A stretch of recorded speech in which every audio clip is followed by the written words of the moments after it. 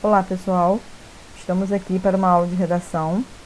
Vamos iniciar o capítulo 2. Nós vimos no capítulo 1 a questão de ambiguidade. E nós vamos agora para o capítulo 2. Então, nesse momento, nós estaremos juntos por aqui. Em breve, retornaremos à sala de aula. Intertextualidade, capítulo 2 do livro de produção de texto. Você já ouviu a palavra intertextualidade? O que sabe sobre esse conceito?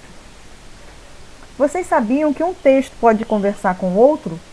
Por exemplo, nós temos aí na tela Puma, que é uma marca, e Pumba, que é um desenho, personagem do desenho animado. Nós temos aí a Mônica, a Mona Lisa, no quadro original, a Mônica. Temos um outro quadro com a Mona Lisa de bigode e temos a Mona Lisa na versão propaganda do Bombril. Então, isso vem a ser a intertextualidade. Nada mais é do que o cruzamento de um texto com outro ou com outros. É uma relação que se estabelece entre dois textos. Quando um texto já criado, quer dizer que, exemplo nessa tela, claro, que é a Mona Lisa, exerce a influência na criação de um novo texto, que é a Mônica, o outro quadro que está aqui ao lado, Mona Lisa de bigode, e a situação da propaganda do Bombril. Então, intertextualidade é a existência, já existe um texto já foi criado, esse texto criado vai exercer uma influência na criação de um novo texto. Isso pode acontecer em diversos gêneros, não só apenas entre textos. Pode acontecer entre prosas, poesias, letra de música, publicidade, pintura, escultura, músicas. Então vamos lá. Texto é tudo que eu consigo interpretar. Tudo que eu interpretar é texto. Então eu posso estar conversando com esses dois textos através da intertextualidade. A pintura, a imagem, que é um texto não verbal, eu também posso fazer a intertextualidade. Intertextualidade, esse palavrão. Todo texto é absorção e transformação, vamos acompanhar aí no slide, de outro texto. A linguagem poética se lê, pelo menos como dupla. Não é possível ler senão comparativamente, ou seja, racionalmente. Não se trata tanto da opção entre comprar e não comparar. Não há de fato como não comparar. Toda leitura é ativação, partilha e cooperação interpretativa. A noção de intertextualidade abre um campo novo e sugere modos de atuação diferentes ao comparativista. Principalmente, as novas noções sobre produtividade dos textos literários comprometem a também velha concepção de originalidade. Vamos caminhando para a gente entender melhor. Continuando, intertextualidade e esse palavrão. Daqui a pouco nós vamos exemplificar e vai ficar mais claro. Intertextualidade nada mais é do que o conceito mais importante nos dias de hoje quando falamos sobre criação artística, colocando então nesse caldo de arte a literatura. É muito difícil nos depararmos com algo realmente original, atualmente no meio da cultura e do entretenimento. Isso se deve ao exercício constante da comparação, onde estabelecemos quase sempre aproximações entre uma criação e outra, quando percebemos que um texto usa outro texto em sua construção, mesmo sem intenção do autor. O que estamos fazendo é comprovar a existência, a ocorrência da intertextualidade. Sendo assim, intertextualidade nada mais é que o cruzamento de um texto com outro ou outros, muitas das vezes utilizado conscientemente, sendo parte fundamental da criação do autor. Comporta-se não como plágio involuntário, não é um plágio, mas, frequentemente, é um dos objetivos de determinada obra, citação explícita para fins de referência, homenagem ou ainda uma paródia. Então, para ficar claro, essa segunda tela aqui é que nos mostra realmente o efeito que vem a ser intertextualidade, com o quadro da Mona Lisa, que a partir de um texto, né, de uma imagem, um texto não verbal, nós temos diversas formas de interpretação, diversos novos textos, diversos novos quadros. Na página 13 do livro de vocês, tem exemplos e tem conceito também. Vamos lá, vamos acompanhar aí a página 13 agora do livro.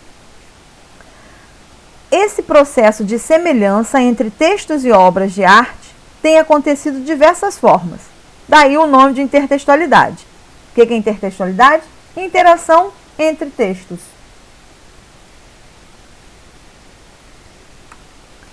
Exemplos. Um exemplo de intertextualidade retirada de provérbio popular. O provérbio é: uma andorinha só não faz verão. É o texto. Olha o intertexto. Um galo sozinho não tece uma manhã. João Cabral de Melo Neto usou em sua obra. Outro exemplo de intertexto, retirado de livro clássico da literatura. Admirável mundo novo. Admirável chip novo. Então aí nós podemos verificar exemplo de intertexto. A partir de um texto existente, cria-se um novo texto. Aí nós temos retirado de obra de artistas clássicos. Segue aí. Então, o processo de semelhança entre textos e obras de arte tem acontecido de diversas formas. Essas formas nós chamamos de intertextualidade. Então, intertextualidade é a interação, a integração de um texto com outro. Semelhanças entre os textos e obra de arte. Isso é intertextualidade. Então, a gente pode resumir intertextualidade como semelhança entre textos e obra de arte, qualquer tipo de obra, de diversas formas. Há uma interação entre os textos. Ficou mais claro, né? Já falamos aí dos exemplos da página 13. Seguindo aí, na página 15, ele continua com exemplos, tá? E aí, ele vem falando depois de intertextualidade estrutural. Daqui a pouco nós vamos falar sobre isso. Vimos até aqui intertextualidade, né? O conceito de intertextualidade. E aí, na página 15, ele fala da intertextualidade estrutural. Criações inspiradas em outras, mantendo semelhanças com o original. Então, a intertextualidade estrutural são criações, tem que ser inspirado em algo existente, mantendo as semelhanças com o texto original. Seguindo aqui o nosso slide. Outro exemplo de intertextualidade que aí vocês vão identificar e compreender melhor. Duas maneiras de percebermos a intertextualidade. Dois tipos, a explícita e a implícita. A explícita é quando ela é notada facilmente, parte do corpo do texto. Apoia-se no conhecimento do senso comum. Por exemplo, na série Shrek, nós temos a presença de diversas referências dos contos de fada ou conto infantil. Ele retoma o Gato de Botas, ele fala retoma lá as personagens importantes como Rapunzel, Branca de Neve, Cinderela, fala dessa trama, reporta essa trama. E abre até espaço para outras citações, como o filme Matrix, né? Lendas medievais, entre outros. Aí nós temos mais um quadro mostrando a intertextualidade com a questão do gibi da Mônica, né? Da história em quadrinhos da Mônica. E aí, outra parte da intertextualidade, que é a ocorrência do intertexto, que quando está implícito, ele é mais subjetivo. Vai depender do olhar crítico do leitor, do espectador, para encontrar. Vamos lá. A história da saga Crepúsculo, por exemplo, ela tenta renovar os mitos vampíricos presentes na cultura de massa. Então, no filme Crepúsculo, ele abre espaço para a velha história de amor, né, do amor proibido, que vai remeter essa história a Romeu e Julieta. Outro, ele remete, faz referência a Bela e a Fera. E ainda, faz referência ao Drácula. Então, isso é uma intertextualidade implícita. Então, nós temos a intertextualidade explícita, que é facilmente notada no corpo do texto, da obra. Texto, quando falo texto, é obra de arte, é música, é filme, é escultura, pintura. E a intertextualidade implícita vai depender do seu subjetivo, do seu olhar, do seu senso comum, né, da sua leitura de mundo. Aqui nós temos mais exemplo, né, como a letra de música da Pitti e o Carpe Diem de Horácio. Vamos lá. Nós temos aqui agora, conhecidíssimo, que é a nossa canção, que é a canção do Exílio de Gonçalves Dias, que aparece em vários outros textos, que é a intertextualidade. Vamos ver. Intertextualidade não demonstra fala de originalidade, necessariamente, mas muitas vezes uma nova noção sobre o que é originalidade. Inferir que um texto utiliza outro texto na sua construção é um exercício comparativo comum do ser humano. Está muito evidente na propaganda, no uso de símbolos de marcas, por exemplo, no texto artístico, que apoia no conhecimento dos clássicos. Então, a intertextualidade é o quê? Você criar a partir de algo existente. Aqui nós temos a canção do Exílio. Minha terra tem palmeiras onde cantam sabiás, aves que gorjeiam não gorjeiam como lá. Nosso céu tem mais estrelas, nossas várzeas têm mais flores, nossos bosques têm mais vida, nossas vidas mais amores. Ele tira esse trechinho aí, esses versos. Nosso céu tem mais estrelas, nossas várzeas têm mais flores, nossos bosques têm mais vida, nossa vida mais amores. Está remetendo ao hino nacional brasileiro. Né? Então, aí nós temos vários exemplos. Temos Canção do Exílio Facilitada, de José Paulo Paes, a Canção do Exílio de Drummond. Então, a partir da Canção do Exílio de Gonçalves Dias, surgiram outros textos partindo dali. E até mesmo a Canção do Exílio de Gonçalves Dias buscou parte do hino nacional. E aqui nós temos mais um quadrinho. Dê uma mordida e ofereça o resto para o Adão. Chomp, chomp, chomp. Quem nasceu para Magali nunca chega a Eva, porque Magali é esfameada. Então aqui já mostra a estrutura do Enem, porque a gente precisa o quê? De raciocínio, de interpretação, de usar o senso comum, de leitura de mundo.